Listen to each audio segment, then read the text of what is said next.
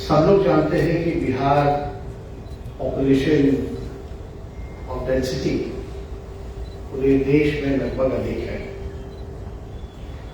और हमारा आप कह सकते हैं 13 करोड़ आबादी है और थर्ड कंज्यूमर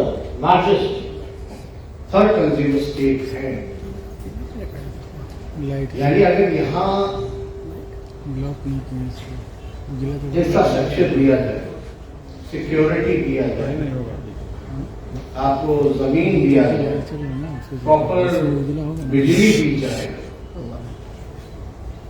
और सरकार फ्लेक्सिबल रहे, फ्यूचरिस्टिक रहे, ताकि हम आगे आने वाली संभावनाओं जो होगी उसमें भी विस्तार कर सके, तो लोग आएंगे। अभी तक आप देखिएगा जब लोग आएंगे तो जितना निवेश आएगा, जो इन्वेस्टर होंगे उन्हीं को फायदा होगा, क्योंकि हमारा थर्ड लार्जेस्ट कंज्यूमर स्टेट है। मतलब जो बनाओगे यही हम कंज्यूम करेंगे। बढ़िया बात है, लेकिन फिर भी जिस हिसाब से आना चाहिए उस हिसाब से नहीं आता। असल में this is all about perception. मतलब आप केवल सोच बदलने की जरूरत है, जहां तक हमको लगता है। और कौन सा ऐसा सरकार होगा जो नहीं चाहेगा कि निवेश वहां आए, और उसके लिए कौन ऐसा सरकार नहीं होगा जो हर चीजों को सुधारे और आपके लिए फ्लेक्सिबल रहे ताकि आप निवेश कर सकें। But it's just a matter of thought. एक परसेप्शन बना है बिहार का कि भाई बिहार में माहौल ठीक नहीं रहता। अब ये परसेप्शन कैसे बनता है? हेडलाइंस, एक माइंडसेट है और उस माइंडसेट के लोग नहीं चाहते हैं कि बिहार में निवेश। अब as an example, Bihar socially और पॉलिटिकली बड़ा हो गया है। एज एन एग्जाम्पल अगर हम बात करें, नई सरकार बनी, पहले जो सरकार थी इतना स्ट्रेंथ नहीं था। अब जो नई सरकार बनी है उसका स्ट्रेंथ है 164 का, पहले वाली का 125-26 का, तो ज्यादा मजबूत सरकार अपनी थी। अब जब नई सरकार बनी है तो कुछ लोग जिस दिन बनी उस दिन से एक परसेप्शन गढ़ा जा रहा है कि भैया बिहार में जंगल राज आ गया है। अब रातों रात हमको नहीं समझ में आता, कुछ लोग रहते हैं तो जंगल राज नहीं रहता है। रातों रात कुछ लोग बाहर सरकार से चले जाते हैं तो बिहार में जंगल राज आ जाता है। अब सरकार को लगभग कई दिन हो गए। What difference did you find? कोई डिफरेंस नहीं।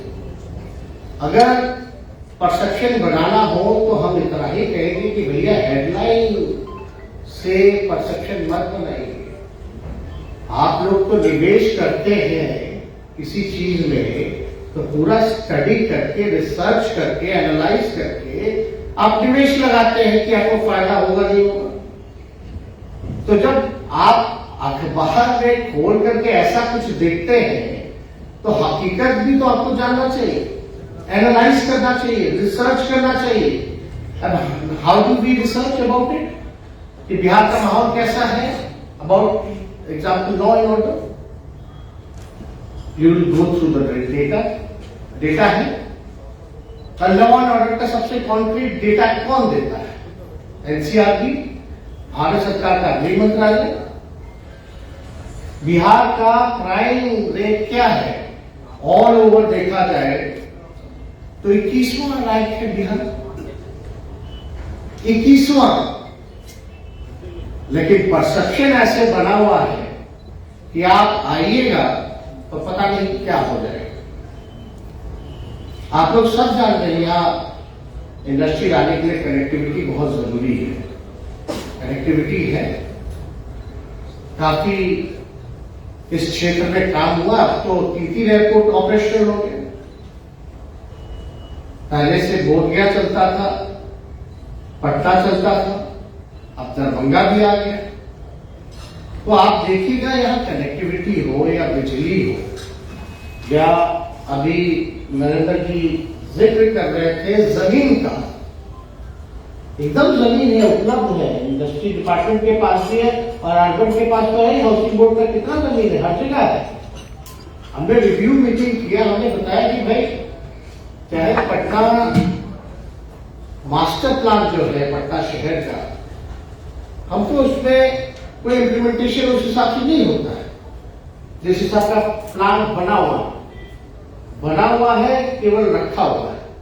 हमने बोला कि भाई शहर तो बढ़ेगा ही बढ़ेगा और शहर में आबादी भी बढ़ेगी, तो हम उसको देखते हुए हमारा क्या प्लान है। मतलब यहां होता क्या है, बिल्डिंग पहले बन जाती है, बाद में रोड और नाला बाद में पहुंचता है।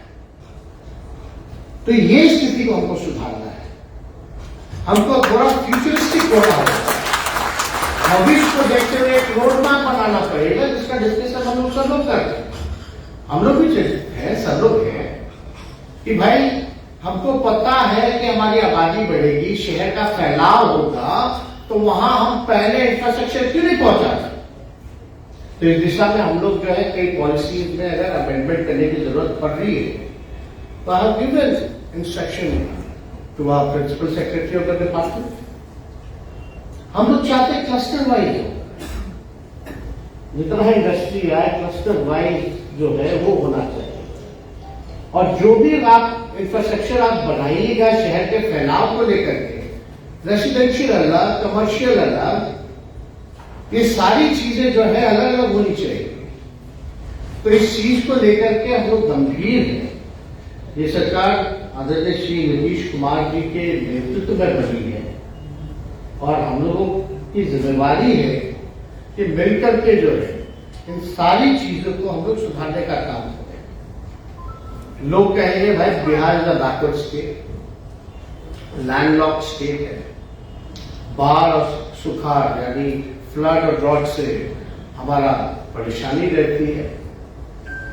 प्रॉब्लम तो है, चैलेंजेस तो है, लेकिन जब तक हम लोग एक पॉजिटिव माइंडसेट के साथ और एक स्ट्रॉन्ग विल पावर के साथ अगर हम लोग आगे नहीं बढ़ेंगे, तो आप यथा स्थिति जो है वैसी बनी रहेगी।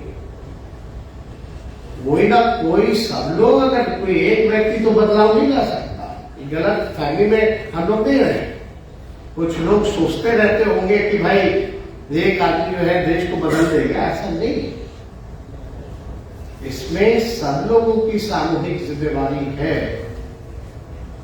आज बताइए, बिहार में ही नहीं देश में सबसे बड़ा मुश्किल काम क्या है? कोई बता दे। सबसे बड़ा मुश्किल काम हमको जो लगता है, लोगों को नौकरी और रोजगार देने का है।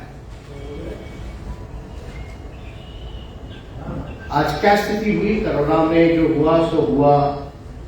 कई स्मॉल स्केल डिमोनेटाइजेशन में क्या हुआ, ये सब लोग भूल गए। कौन सी पॉलिसी अच्छी है, नहीं है, इस पे कोई चर्चा नहीं। आज सब कोई चुप है, किसी की हिम्मत नहीं कि डिमोनेटाइजेशन, जीएसटी के बारे में कोई बोल करके दिखा दे। नहीं बोल सकता। अब जहां बोलिएगा वहां पीछे लोग पड़ जाएंगे। कौन कौन तरह तरह का तंत्र आएगा आपके इंडस्ट्री को बर्बाद करेगा।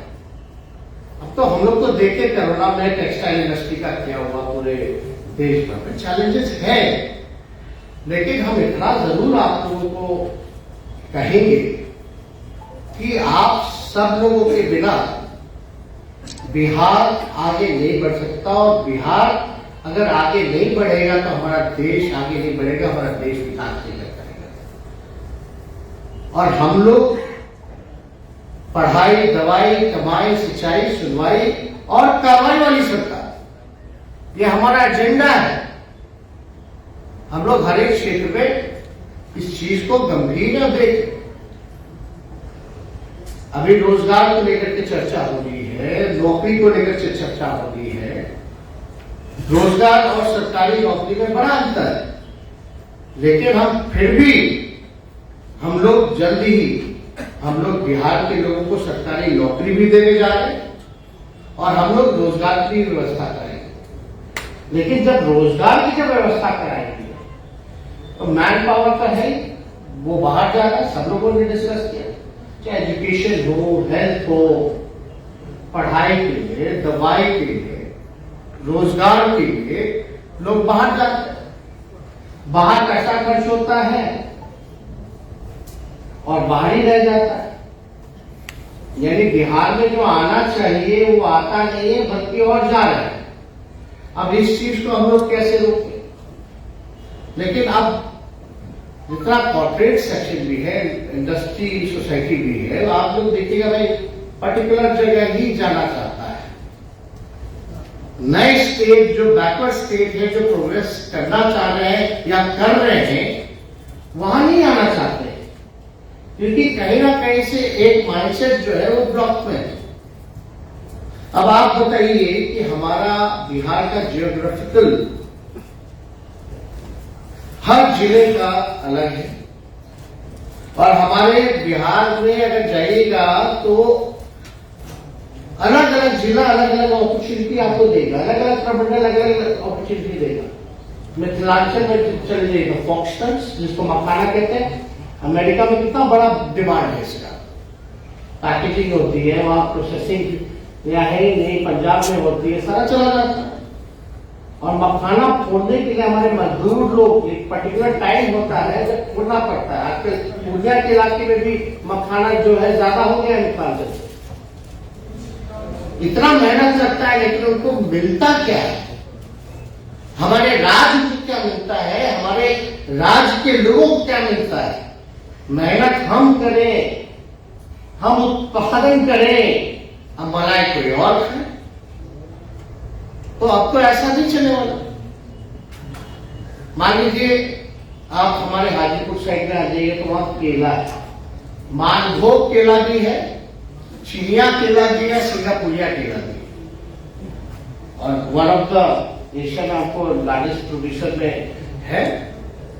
लेकिन अब केला ऐसा चीज है कि उसके स्टेम से लेकर के, उसके लीफ से लेकर उसका फ्रूट, हर चीज में उसका उपयोग है। लेकिन कोई ऐसी इंडस्ट्री नहीं। मुजफ्फरपुर चले जाइए तो लीची है, आप उधर चले जाइएगा कोसी साइड तो मेज है, मक्का है, तो सारी चीजें हैं।